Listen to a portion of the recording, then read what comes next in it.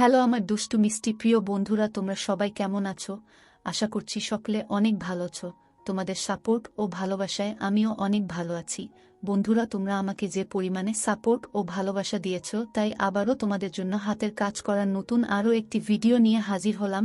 আশা করছি তোমাদের দাঁড়িয়ে যাবে। আজ ফুলসজ্জার রাত, সব মানুষের জীবনের শ্রেষ্ঠ রাত। মানুষ কত স্বপ্নই না দেখে এ রাত নিয়ে, কিন্তু আশ্চর্য, আমার মাঝে আজ কোনো অনুভূতি কাজ করছে না। অনুভূতিগুলো সব ভোঁতা হয়ে গেছে। হয়তো অবহেলার আঘাতে অনুভূতিগুলো আজ মৃতপ্রায়। বিয়ে করার কোনো ইচ্ছেই আমার ছিল না, কিন্তু বাবা মা এক প্রকার জোর করেই আমাকে বিয়ে দিয়ে দিল। আর কোনো মেয়েকে আমার জীবনে জড়ানোর কোনো ইচ্ছে আমার নেই, কিন্তু না চাইতেও আরও একজন এসে আমার জীবনে জড়িয়ে গেল। ঘরের দরজাটা আস্তে করে ধাক্কা দিলাম।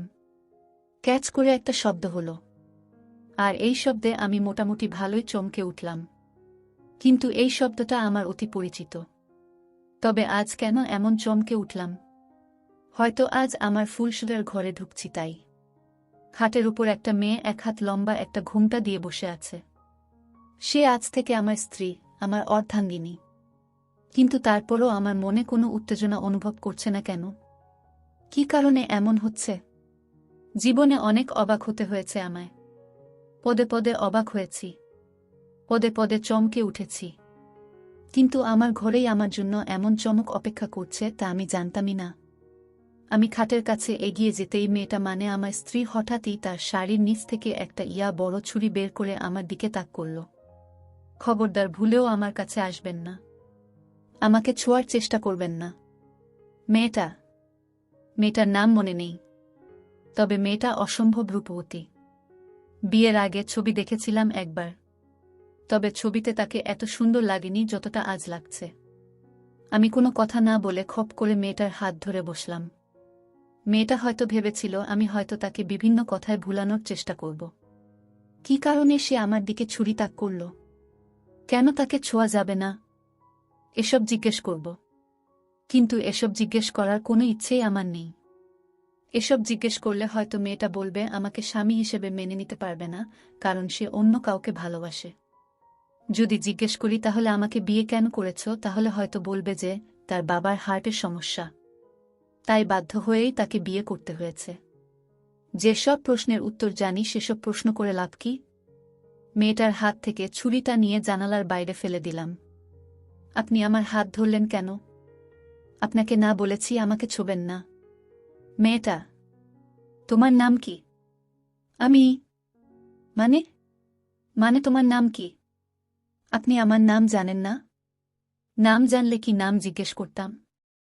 নাম জানেন না অথচ বিয়ে করে ফেলেছেন। এত কথা বলছো কেন? যা জানতে চাইছি তার উত্তর দাও। কিসের উত্তর দিবা? আজব তো।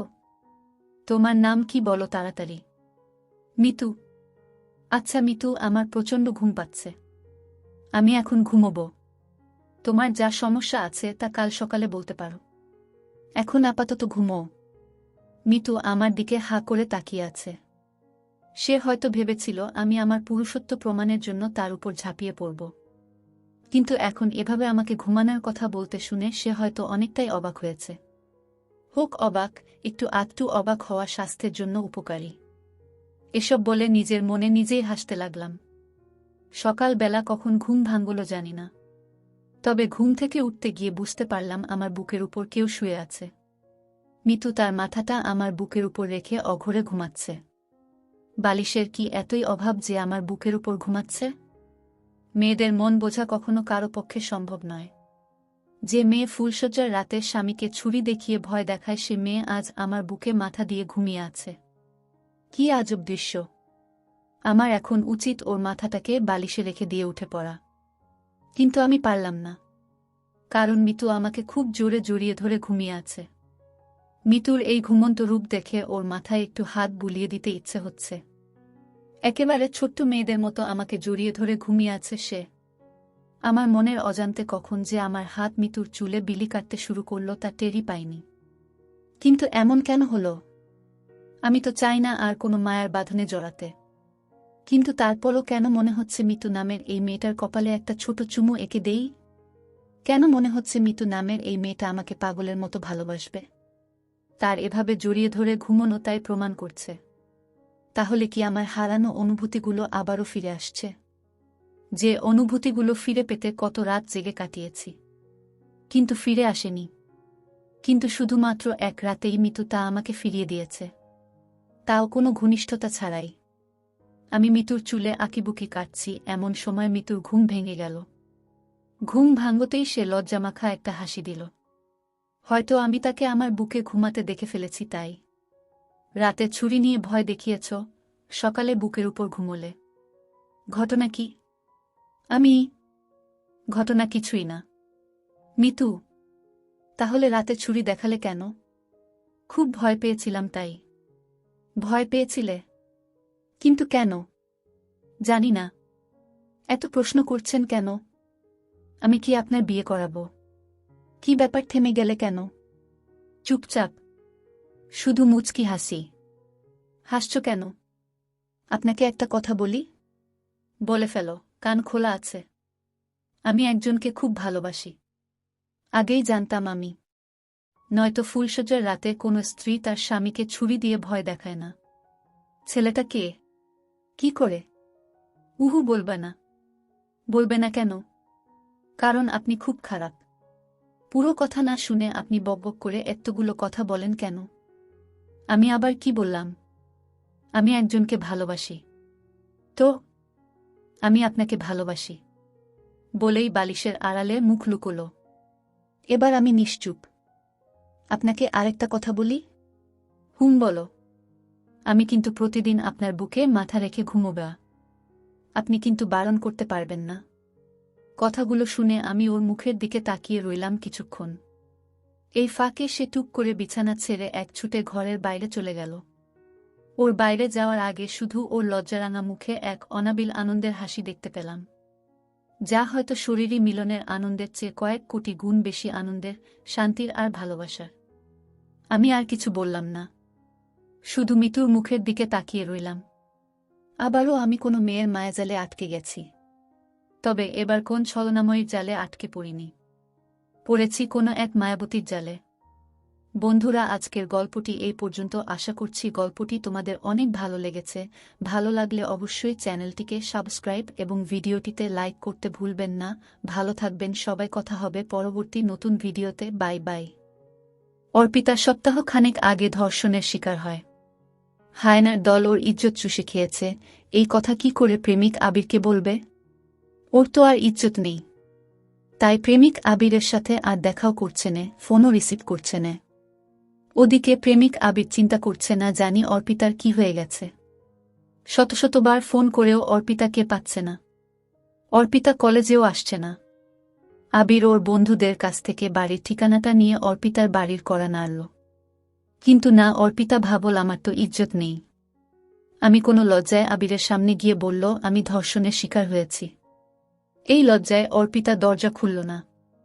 আবির প্রায় 2 ঘন্টা দাঁড়িয়ে থেকে শেষ ফল বাড়ি ফিরে যেতে বাধ্য হল। অর্পিতা জানালার ছিদ্র দিয়ে আবিরকে দেখছে আর মুখ চেপে অশ্রু গড়ায় পড়ছে। অর্পিতা ফার্মেসি থেকে ইনজেকশন কিনে বাড়ি ফিরছে। আবিরও ওই পথ দিয়ে আসছিল। অর্পিতাকে দেখে আবির একটু দ্রুত অর্পিতার দিকে এগিয়ে গেল। আবির অর্পিতার সামনে দাঁড়িয়ে গেল। আবির, কি হয়েছে তোমার? আমার সাথে দেখা করছো না, ফোনও রিসিভ করছো না। অর্পিতা, পথ ছাড়ো, আমাকে বাড়ি যেতে হবে। আবির, এভাবে কেন কথা বলছো? অর্পিতা, আমার তাড়া আছে, কোনো কথা বলতে পারবো না। আবির, কেউ কিছু বলেছে? অর্পিতা, আমি কোনো কথা বলতে চাই না। পথ ছাড়ো দয়া করে। আবির, অর্পিতা, তুমি এমন কেন করছো? আমার ভুল হলে বলো, আমি ক্ষমা চাইছি। অর্পিতা, আমার পথ ছাড়বে না কি? আবির, আমি তো তোমার কোনো ক্ষতি করিনি, আর যদি অজান্তে তোমাকে কষ্ট দিয়ে থাকি তাহলে আমাকে মাফ করে দাও। অর্পিতা, তুমি আমার পথ ছাড়বে না কি? জোরালভাবে। আবির বাধ্য হয়ে অর্পিতার সামনে থেকে সরে দাঁড়াল। অর্পিতা বাড়ি যেয়ে অজস্র কান্নায় ঢলে পড়ল। সে ভাবেনি কখনো এমন আচরণ করতে হবে। অর্পিতা ধর্ষণের শিকার হয়েছে, এটার জন্য প্রেমিক আবিরের সাথে খারাপ আচরণ করতে বাধ্য হল। ওদিকে আবির নিজের ভুল কোথায় তা খুঁটিয়েও পাচ্ছে না। আবির ভাবল, অর্পিতা কি অন্য কারো হাত ধরল নাকি? ছি ছি, আমি কি ভাবছি, অর্পিতা এমন হতে পারে না। আবির একা একাই এসব বলছে। এভাবে প্রায় বেশ কয়েক মাস কেটে গেল, তবুও অর্পিতা কলেজ আসছে না। ওইদিকে আবির পাগলের মতো আচরণ করছে। অর্পিতা কেন যে এমন আচরণ করছে তা বুঝে উঠতে পারেন আবির। অর্পিতার অভাবে নিজেকে নেশার সাথে জড়ায় ফেলেছে।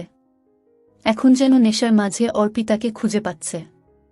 এমনটি অর্পিতা ভাবল এতদিনে হয়তো আবির আমাকে ভুলে গেছে। তাই 3 মাস পর অর্পিতা কলেজে যাওয়ার জন্য রওনা হল। কলেজে যেতেই আবির হাজির অর্পিতার সামনে। আবির, কেন এভাবে আমাকে কষ্ট দিচ্ছ? তুমি আমার সাথে এমন কেন করছ? তুমি কি আমাকে ভুলে গেছ? অর্পিতা, যা মনে করবা। আবির, তুমি চাও আমি মরে যাই? অর্পিতা, আমি জানি না।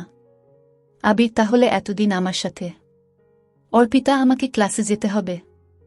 আবির, বল অর্পিতা, আমার ভুলটা কোথায়? তুমি শুধু আমার অপরাধটা বলো। আমার অপরাধ হলে কোনোদিন তোমার সামনে দাঁড়াব না। অর্পিতা, তুমি আমাকে সত্যি ভালোবেসেছিলে? আবির, তাতে সন্দেহ আছে নাকি?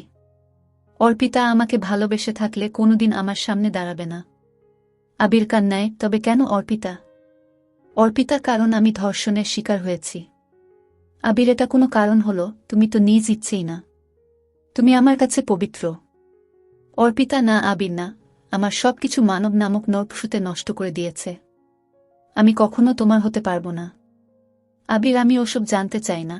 আমি তোমাকে ভালোবেসেছি, বাসছি, বাসবা। আর এটাই সত্য। তুমি আমার কাছে পবিত্র। কান্না করে বলল অর্পিতা। এসব কথা শুনে নিজেকে আর রাখতে না পেরে আবিরকে জড়িয়ে ধরল। সত্যি তুমি আমাকে মন থেকে ভালোবাস। তোমাকে কোনোদিন হারাতে চায় না। পুনরায় দুজনের প্রেমটা শুরু হলো।